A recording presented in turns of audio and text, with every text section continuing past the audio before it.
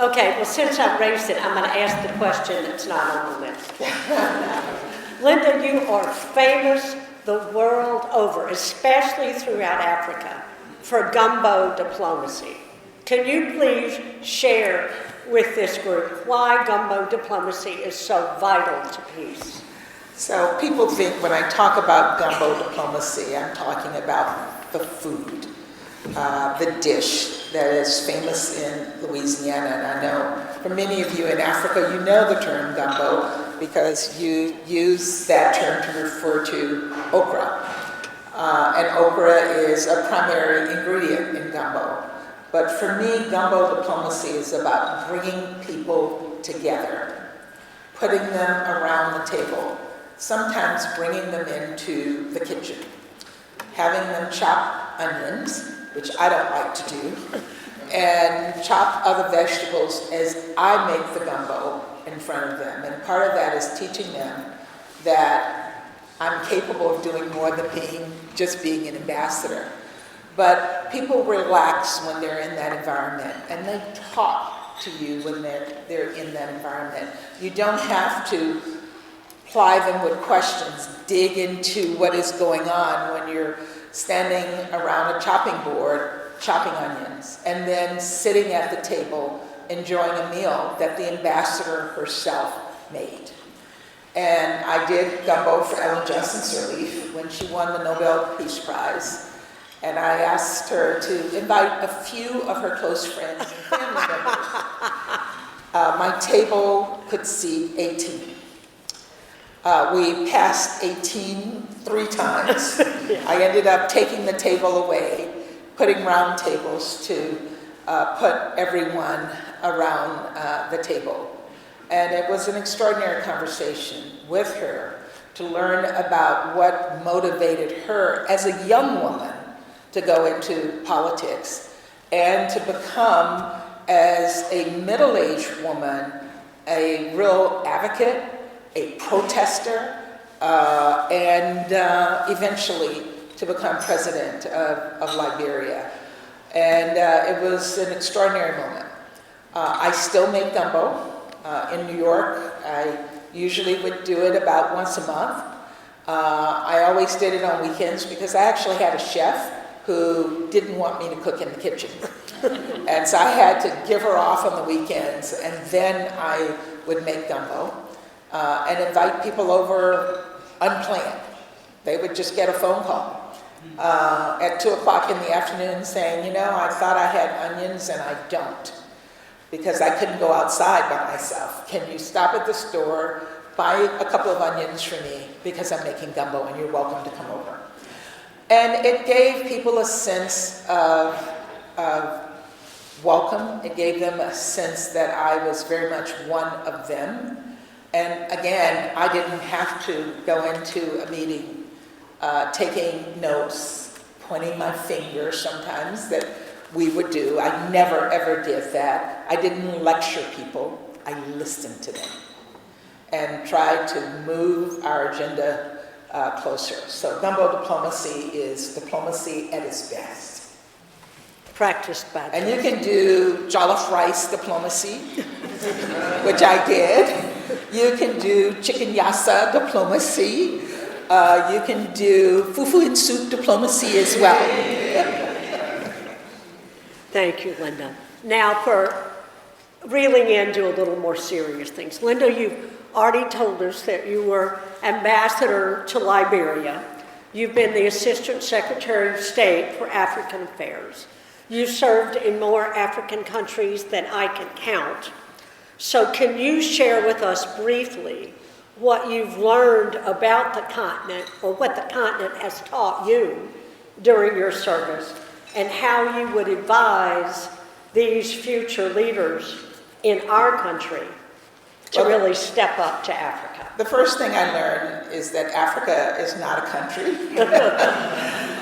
It's a continent, and I talked about that a bit with you earlier, because many Americans see Africa as a country.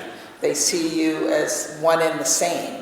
They don't see the diversity of the continent, and they don't see the opportunity and the potential in Africa. And that's what I learned over many, many years of being on the continent of Africa and having visited almost all countries on that continent.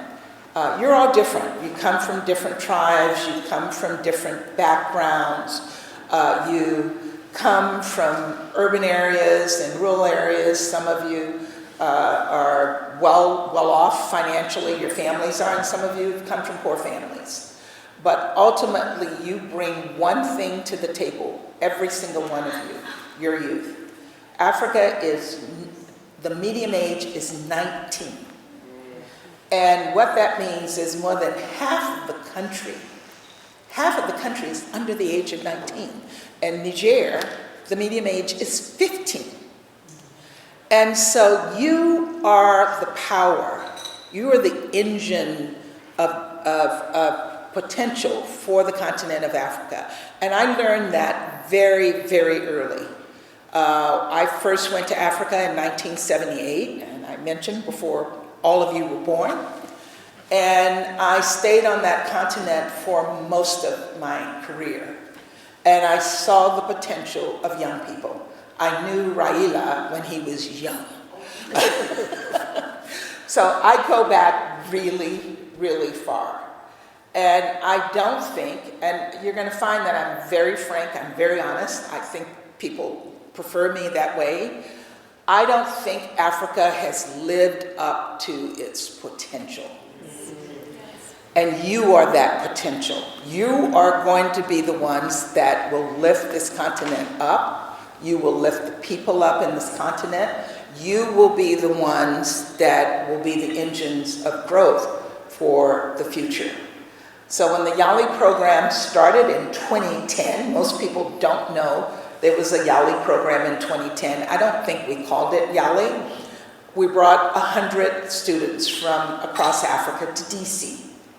There was not the university program. 2 came from Liberia. I'm forgetting the name, but one of them is a newspaper guy, Best, not the father, the son. And he was part of that program, and I saw that young man grow. I saw him contribute to the country, and I've seen that across Africa since we started the bigger YALI program in 2014. There are ministers in government now who were YALI fellows. There are entrepreneurs who were YALI fellows. There are university professors who were YALI fellows. There are youth leaders who are YALI fellows. You have made a difference, and when I say you, I'm talking about all 7,200 of you who have participated in the YALI program. We are putting a huge burden on your shoulders. We're putting an obligation on your shoulders to do good for your countries and help your countries become the best that they can be, so that the next generation of African youth have a true sense of hope and potential and see their country give that hope to others. So I am so delighted to be here with you. I am so delighted to see all of you. I know you are going to make a huge difference, not just in your countries, but in your continent, around the globe. You're going to make a difference in regional organizations, in the UN, wherever you appear, you're going to make a difference. And I have always been referred to as the mother of YALI, a title which I love. I'm actually not the mother. Maybe I'll say I'm the grandmother. I don't think any of you know Michelle Gavin. Michelle Gavin, working in the White House, actually conceived of YALI and pushed it through the White House. I was there with her, by her side. She was a political appointee, so she left. I was able to pick up the mantle, so most people know me, and they don't know Michelle, but I have to give her tremendous credit for conceiving of the YALI program at the Mandela Washington Fellowship. Well, we go from the sublime to pain. You know, there seems to be no end in sight to the war in Sudan. How do you think Sudan can move closer to peace? You know, I took pain to make sure that Sudan stayed on the radar. The world was focused on Ukraine, the world was focused on Gaza. Both needed attention, but more people were dying in Sudan than in both of those countries. 10 million Sudanese have been forced from their homes. And this is about two men, not two women, not two youth, two men who are fighting for power and holding this country that has tremendous potential hostage. And so I think that it is important that we not let Sudan fall off the radar, that we keep the pressure on these two men, and that African leaders stand up against them. Because there's a tendency for the old guys to circle the wagon around the other old guys. And we have to ensure that they stop circling the wagon around those who are not interested in seeing their countries survive. So I think, again, putting that pressure on, keeping it on the radar. I got a lot of criticism for putting Sudan on the radar. It's like, do you see what's happening in Gaza? Of course I saw what was happening in Gaza. It caused tremendous, tremendous pain. But I also felt that we could not ignore Sudan. There is a tendency to ignore Africa. Africa is a basket case in people's minds. Why waste your time on Africa? Well, we have to pay attention to this continent. We have to find solutions. We have to put pressure on our leaders, to put pressure on those two guys who think that the only way to end this war is through victory. And there's no victory in war. There's just misery.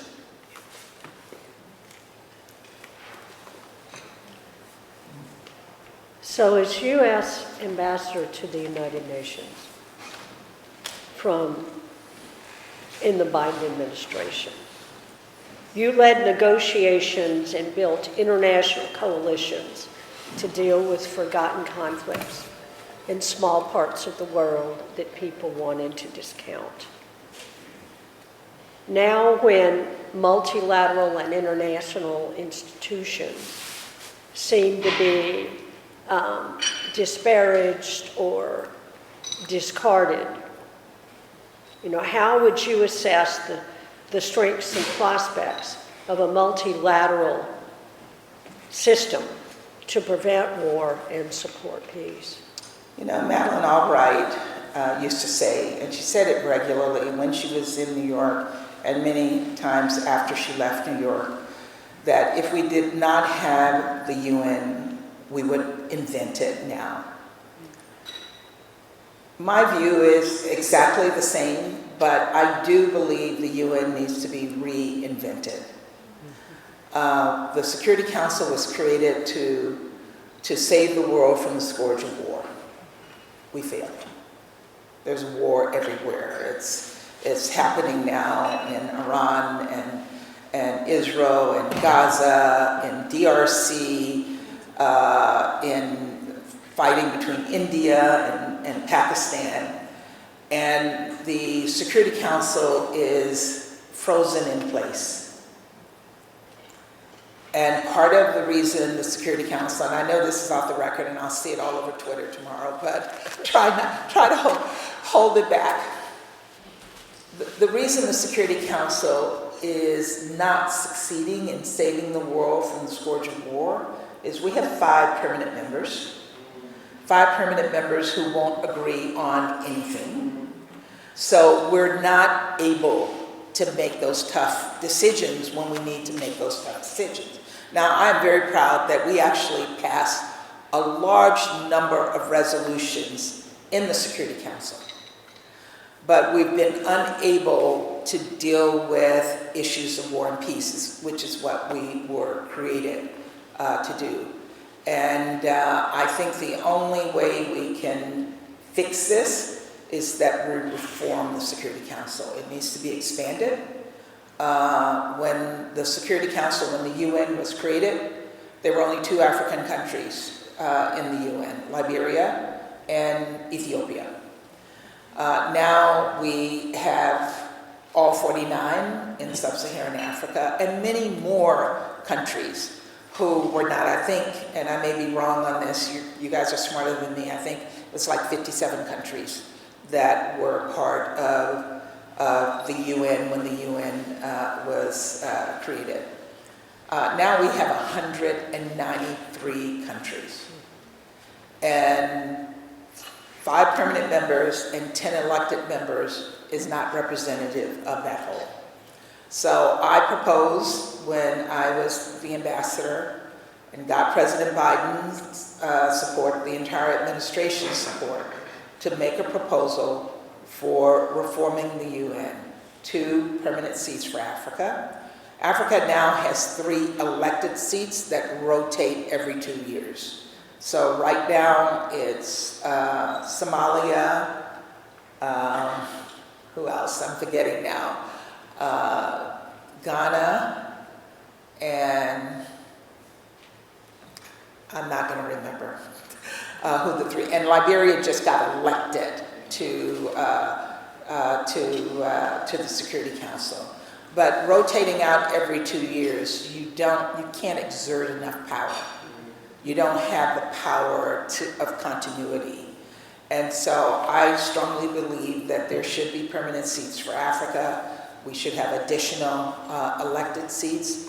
India is the largest country in terms of population. India should be in the Security Council. And believe me, India was difficult for me to work with in the Security Council, but I still believe that they should have a seat at the table. Brazil, and that'll be a decision that will be made by Latin American countries. The decision in Africa will be made by African countries. But what I reminded my African friends at the AU is that the African countries represent the world. They're not going to be there just to represent Africa. They can promote Africa, but they're going to have to represent the world. So they need to pick countries that will have the power and the wherewithal to stand up to the P5. And I was a member of the P5, and I flexed my muscle every time I felt it was necessary in the interest of trying to find a peaceful solution. But again, the organization needs serious reform. And you guys are going to have to do it.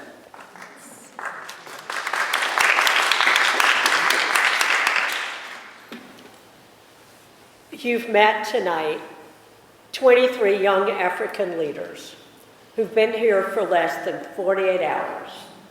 And unlike me, when I hit Liberia and I'm on my 48th hour, everybody knows they have to put Allida to bed or it will be counterproductive. So I'm so impressed, emboldened, grateful. I'm just so proud that you're in this world, and I'm just so grateful for what you do. And my short experience with the marvelous Thomas-Greenfield tells me that she absolutely feels the same way. I do. And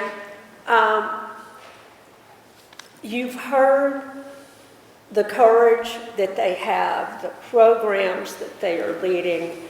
As somebody who works in women's peace and security, and as someone who tries hard to be a human rights defender, you just, to quote Eleanor Roosevelt, you've made my soul stand erect. So Linda, what advice do you have for them tonight? So the perfect advice, if I can give you advice all night, is advice that came from Ellen Johnson Sirleaf in a speech that she gave to Harvard. And what she said was, dream big. And if your dreams are not big enough to scare you, they're not big enough. And I wish that someone had told me that when I was younger.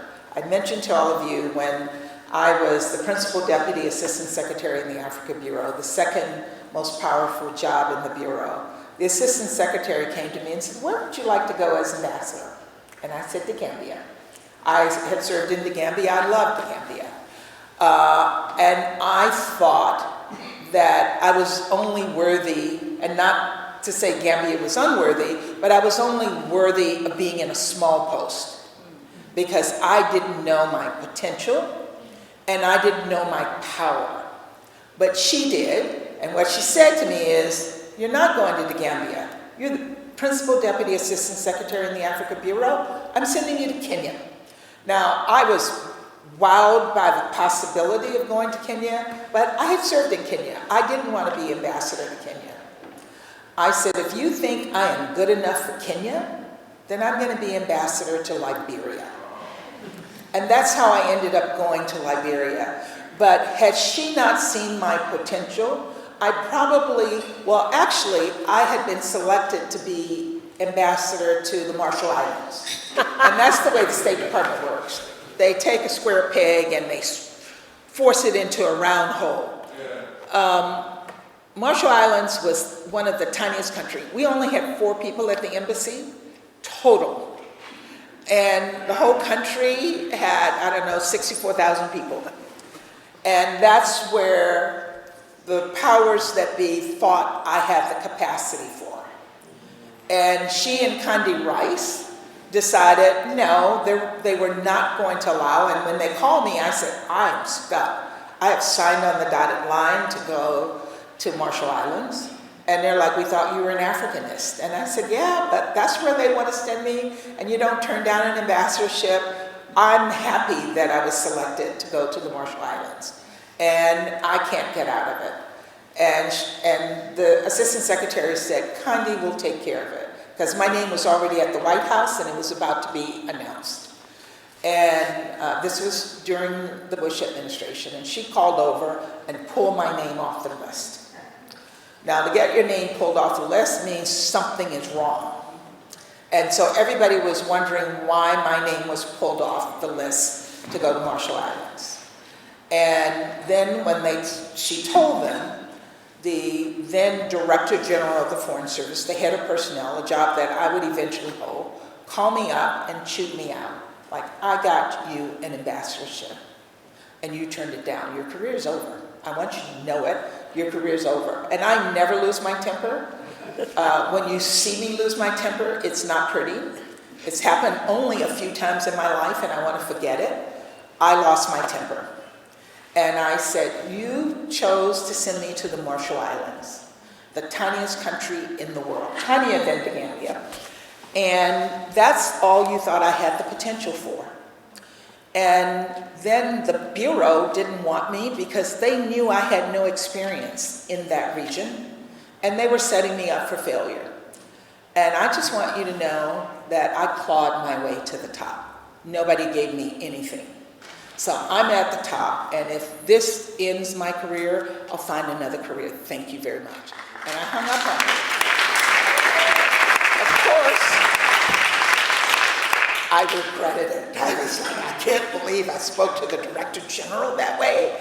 And so then I talked to the Assistant Secretary, who talked to the Secretary, and it's like, he's going to be gone in a day anyway. Don't worry about it. He apologized to me a couple of years later. But I went to Liberia at a critical time. Ellen Johnson Sirleaf had been elected as the first woman on the entire continent of Africa to be elected president. She had been jailed by the previous government, and she had galvanized women in Liberia to organize to, 1, end the war, and 2, elect her as president. So she dreamed big, and she taught me to dream big. And I want you to dream big. I want you to think about what you can do to make a difference. Don't think about where you are now. Don't even think about what you want to do. Think about what you never dreamt of doing and work for that. And I always said to people, you have a goal, and you're looking at the end of the tunnel. You see the light at the end of the tunnel. But what you miss when you're looking at the end of the tunnel are all the doors that are open as you go down. Those doors are opportunities. And I want to encourage you to take advantage of opportunities that present themselves. So I ended up going to the University of Wisconsin in Madison. I planned to go to law school. I had no intention of going to graduate school. And a professor said, there's this great program in public administration. It'll help you. Why don't you do that? And they'll give you a full scholarship. And so I applied, and I went to Wisconsin, and I never looked back to law. I ended up going to Africa. I spent almost my entire career on the African continent.